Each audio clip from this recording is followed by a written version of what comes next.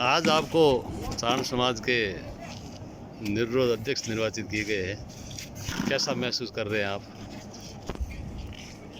ठीक महसूस कर रहा हूँ। और समाज के लिए आगे आप क्या क्या करेंगे वो ज़रा बताएं। समाज में जो पूर्ण किया है, समाज में कोई अच्छी व्यवस्था है, कोल्ड ड्रिंक की व्यवस्था है, लड़कों के लिए शयन की व्यवस्था है, और जो भी ऐसे अच्छे काम हैं होनहार चारणों के बच्चे, समाज के बच्चे जो अच्छे नंबर लाते हैं और कुछ नई नौकरियां भी लगती है, हर जगह उनको सम्मानित किया जाता है। लेकिन अपने बाड़मेर में ऐसा कार्यक्रम आज यहाँ भी बैठ करके सब कैमरा को बुला करके मीटिंग करके ऐसा करेंगे, जरूर करेंगे। तेजदान जी सर, आप बताइए कैसा महसूस कर रहे हैं आज उपाध्यक्ष? मैं अपने आप को पहले तो खुशनसीब समझता हूँ कि मेरा जन्म चारण समाज में हुआ। चारण समाज का इतिहास जो है तारीख में सुनहरी लफ्ज़ों में लिखने जैसा इतिहास है। चारण समाज वो है जिसमें महात्मा ईश्वरदास जी, जिसके लिए कहते हैं ईश्वरा का परमेश्वरा, उन्होंने जन्म लिया। चारण समाज वो है जिसमें करनी माँ ने जन्म लिया। चारण समाज वो है जिसमें देवल माँ ने जन्म लिया। कई अनेक देवियाँ जिन्होंने चारण समाज में जन्म लिया। दूसरी बात, चारण समाज की खास जो एक खूबी रही है या एक जो क्वालिटी रही है वो ये रही है कि चारण ने हमेशा सच की बात की है, न्याय की बात की है और हक की बात की है। जब यह खास करके चारण समाज राजस्थान में, सिंध में, गुजरात में, जब यहाँ राज रजवाड़े थे तब भी चारण समाज के लोग उनको खरी और खोटी कहते थे। मैं सिर्फ इतना ही निवेदन करूँगा चारणों को कि तुम अगर देवी पुत्र हो तो तुम्हारे संस्कार देवी पुत्रों वाले होने चाहिए। अब रहा सवाल, मैं चारणों को कोई प्रवचन दूं या चारणों का कोई मार्गदर्शन करूं, इतनी मेरी औकात नहीं है। मैं चारणों का दास हूं, मैं चारणों का सेवाधारी हूं। मैं 30 साल सिंध में रहा हूं और 34 साल मुझे इस बाड़मेर के शहर में हिंद में रहते हुआ है। मेरी जन्मभूमि सिंध है और मेरी कर्म भूमि हिंद है। मैं सिर्फ एक ही चारण समाज से निवेदन करता हूं कि आप पहले सच कहते थे, खरी खोटी कहते थे, लेकिन वो चीज़ आज आप में कम हो रही है। मैं आपसे एक ही निवेदन करूंगा, डरते हो तो करनी माँ से डरो, डरते हो तो महात्मा ईश्वरदास जी से डरो। बाकी इस दुनिया में सच कहने वाली जो हमारी रवायत थी उसको एक बार फिर अपन जिंदा करें।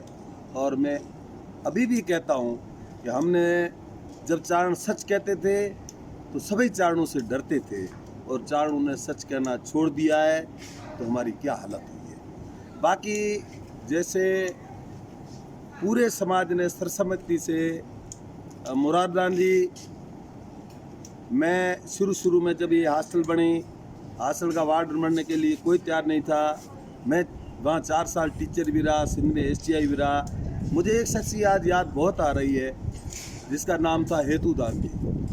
उन्होंने मुझे प्रेशर किया कि आप 12 महीना हॉस्टल संभाल लो और फिर हम कोई नया वार्डन देख लेंगे। उसके बाद मेरे से जो भी हो सका, हाँ मैं मानता हूँ कि मेरी कई एक्टिविटीज़ है, मैं जितना टाइम दे सकता था मैंने हॉस्टल को दिया।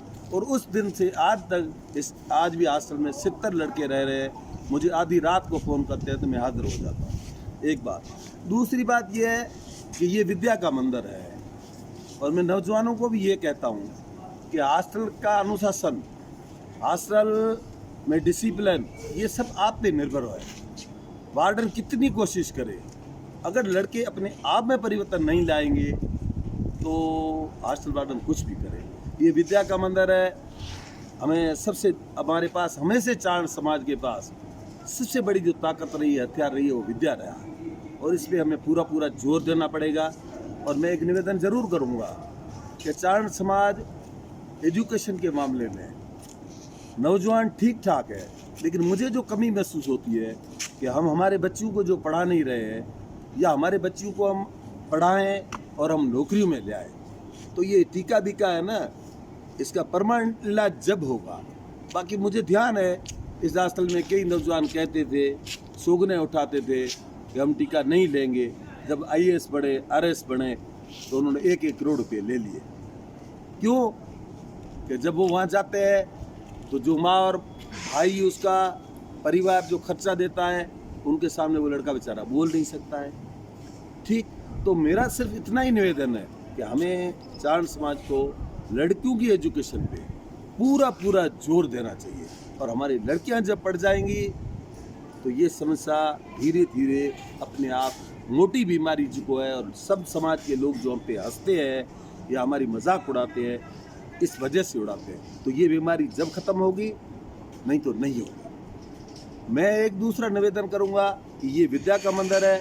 मैं जब भी हॉस्टल वार्डन बना तो सब नौजवानों की एक ही मेरे से निवेदन था कि साहब एक करनी माँ का मंदिर होना चाहिए। मैं उस टीम को मैं धन्यवाद क्या दे सकता हूँ। मैं कहूँ कि करनी माँ, बाबू भवानी को, प्रेम को, ओंकार जी को, गिरधर जी को, कैलाश जी को, उनका भविष्य उज्जवल करे, तो उन्होंने एक माँ का मंदिर बना दिया। मैं एक बात खुल्लम खुल्ला कहता हूँ कि चारण समाज से जो लोग डरते हैं, तो सिर्फ इन देवियों की वजह से डरते हैं। चारण समाज की अगर दूसरे समाज इज्जत करते हैं, छत्तीसगढ़ी समाज इज्जत करते हैं, तो इन देवियों के पीछे करते हैं। 2 नंबर। तीसरा एक और काम है जो हमने हाथ में उठा रखा है। प्रेम बाबू को पूछ लो, मैंने हॉस्टल में कभी कोई कमी नहीं छोड़ी। मंदिर के बारे में मैं अपने को खुश नसीब समझना हूँ, मेरे से जो भी हो सका मैंने कभी इनकार नहीं किया, इनके हर हुक्म की मैंने पालना की। बाकी काम करने वाली ये टीम थी।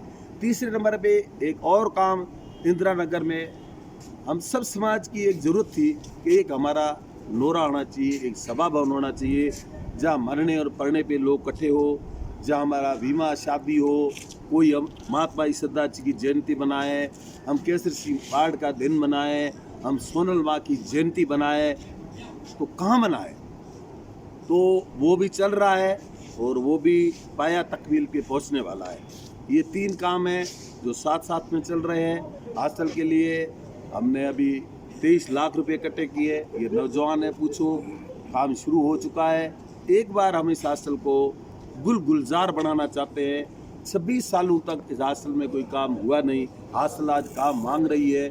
और मैंने तो शुरू में ही कहा था, काम पूरा होते ही समाज, जिन नौजवानों को, मैं हमेशा एक बात कहता हूँ कि जो आदमी जिस काम के लायक है वो उसके हवाले करो। मुझे ड्राइवरी आती नहीं, आप कहो कि ड्राइवरी करो, मैं एक्सीडेंट करूँगा, मैं खुद मरूँगा और साथ होंगे उनको मरवाऊँगा। तो जो आदमी जिस चीज़ के लायक है वो काम उसके हवाले करो। मेरा चारण समाज से एक ही निवेदन है कि अपने आप में एकता बना के रखें, प्रेम बना के रखें, स्नेह बना के रखें, अपने आप में सहन शक्ति पैदा करें और सच्ची और खरी खोटी बात कहने का प्रयास करें। मेरा इतना ही निवेदन है। मैं बुजुर्गों के मार्गदर्शन से, उनके आशीर्वाद से, नौजवानों के साथ से इस समाज में कुछ नई चीज़ें मैं करना चाहता हूँ। मैं बात करने से ज़्यादा काम करने में विश्वास रखता हूँ। तो आप ज़रूर देखोगे कि आपको कुछ चीज़ें नई नज़र आएंगी। वो अब मेरे में छोटे मुंह से बड़ी बात नहीं करूँगा। मैं इतना ही कहूँगा कि इस समाज के हित में, चाहे मेरी, हो सकता है मैं भी इंसान हूँ, मतभेद रखना अच्छी चीज़ है, मनभेद नहीं होना चाहिए। समाज के हित में चाहे किसी से मेरी नहीं बनती होगी, अगर समाज के हित में मुझे कोई वो कहेगा तो मैं वही करूँगा। मैं दोस्ती में, मैं किसी बड़े आदमी के प्रेशर में, दबाव में आकर के मैंने ज़िंदगी में कभी कोई काम किया है न मैं करूँगा। मैं सच का साथ दूंगा, मैं हक का साथ दूंगा, जितना मेरे से होगा मैं न्याय करूँगा। और फंडियाँ बचा दिया मैंने चारण शौक है को नहीं, यही मेरे निवेदन है। और मैं चारण समाज का आभारी हूँ। मैं समझता हूँ कि मेरे पे जो जिम्मेवारी उन्होंने सौंपी है वो इतनी आसान नहीं है, बड़ा मुश्किल खेल है। ये गुलदस्तों का पलंग नहीं है, ये कांटों की सेज है। और मुझे सोच के समाज के माप के तौर पे चलना होगा। और मैं अभी भी कहता हूँ, किसी का मेरे से कोई शिकायत है या मेरे से कोई गलती हुई कोई, तो वो बड़ा दिल करे। मैं चाहता हूँ चारण समाज एक हो, चारण समाज आगे बढ़े और चारण समाज कुरीतियों अपने आप को ऊपर उठाए और अपने आप को चेक करे कि हमारे अंदर क्या कमियां है। हर आदमी को पता होता है कि मेरे में कमियां क्या है। अपने आप को चेक करो, अपने आप को सुधारो, दूसरों से प्रवचन लेने की कोई जरूरत नहीं।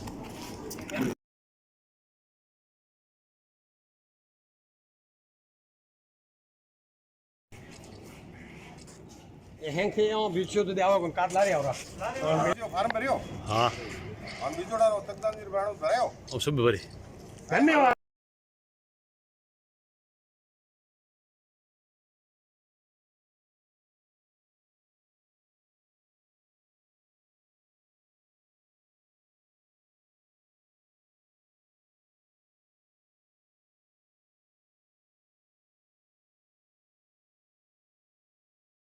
दिया गया है। इसलिए जो अपने हॉस्टल की कमेटी बनाई है उसमें अध्यक्ष महादान जी भाद्रेश रहेंगे। इसलिए महादान जी को जो भी समस्या है इनकी कमेटी के सामने रखें और मुरारदान जी ने आश्वस्त किया है कि आप कोई भी समस्या है उसके हल करेंगे।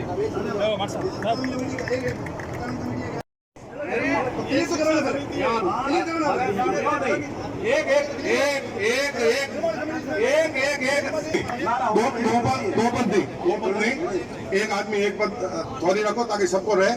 और हेतुदान जी का बहुत सहयोग रहा है जगह जगह चंदा कलेक्शन में, निर्माण में। तो अब